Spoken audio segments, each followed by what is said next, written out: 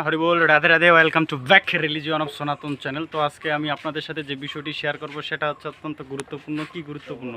আমরা হচ্ছে পরিবেশটাকে উন্নয়ন করার জন্য সরকারও তো বলতেছে যে বৃক্ষরোপণ করুন। আসলে সেই উদ্দেশ্য সফল করার জন্য আমরা হচ্ছে গাছ লাগাচ্ছি। তো সেই হিসেবে আমাদের ভগবান প্রভু কিছু বলেন আপনি, সেই বিষয়টা কি ভালো হচ্ছে না খারাপ হচ্ছে? খুব ভালো, খুব ভালো। হ্যাঁ, আচ্ছা ঠিক আছে, উনি বলতেছে খুব ভালো হচ্ছে। তো যাই হোক, ফাইনালি হচ্ছে মামা এবং আমাদের বেইজের যে কর্ণধর অবিনাশ প্রভু, ওনারা হচ্ছে কর্মরত অবস্থায় আছে এই মুহূর্তে। তবে আমরা যে দেখাচ্ছি আমাদের জাতীয় ফল কি, জাতীয় ফল আমাদের জাতীয় ফল ওটা কাঁঠাল। কাঁঠাল জাতীয় ফল হচ্ছে কি কাঁঠাল। সেই কাঁঠালের গাছ আমরা রোপণ করতেছি 10-20 টাকা, কিন্তু এই গাছের দাম কিন্তু 10 টাকা বা 20 টাকা না। এই গাছের দাম শুনলে আপনাদের মাথা ঘুরে যাবে। তো যাই হোক, মাথা ঘুরাইতে চাচ্ছি না, আপনাদের দামটা বলতে চাচ্ছি না, তার জন্য আর কি। হ্যাঁ, দামটা অবশ্য আমাদের অবিনাশ প্রভুই বলবে, সমস্যা নাই। তো তার আগে দেখাই যে মামা আসলে কতটা কষ্ট করতেছে। এটা হচ্ছে কি, এটা স্মৃতি হিসাবে থাকবে এবং সবাই মামা প্রভুর ওপর ক্রেডিট আর কি, যে উনি হচ্ছে এই বিষয়টাকে রোপণ করছে আর কি, কাঁঠালের গাছ।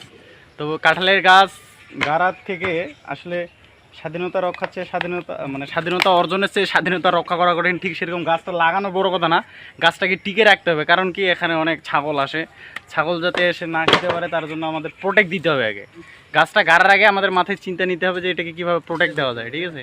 তো যাই হোক, আমাদের চতুর্পাশে হচ্ছে আপনারা দেখতে পাচ্ছেন হচ্ছে দিচ্ছে আর কি, বেড়া দিবে, বেড়া বেড়া। তো আমরা যদি এখন শুনি অবিনাশ প্রভুর কাছে যে কত করে গাছগুলো নিয়েছে। হরে কৃষ্ণ প্রভু, হরি বল।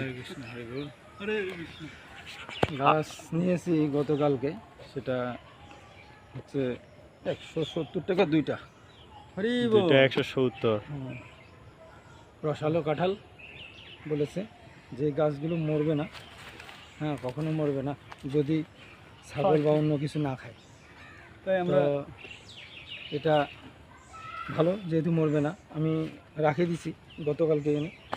তো ভালোই ছিল, কোনো সমস্যা নেই। মনে হচ্ছে যে 1 মাস থাকলে কিছু হবে না। হরি বল, কৃপা করবেন যেন হয়ে যায়, গাছটা মারা না যায়। এই আর আপনারা অবশ্যই অবশ্যই আসবেন কাঁঠাল খাওয়ার জন্য।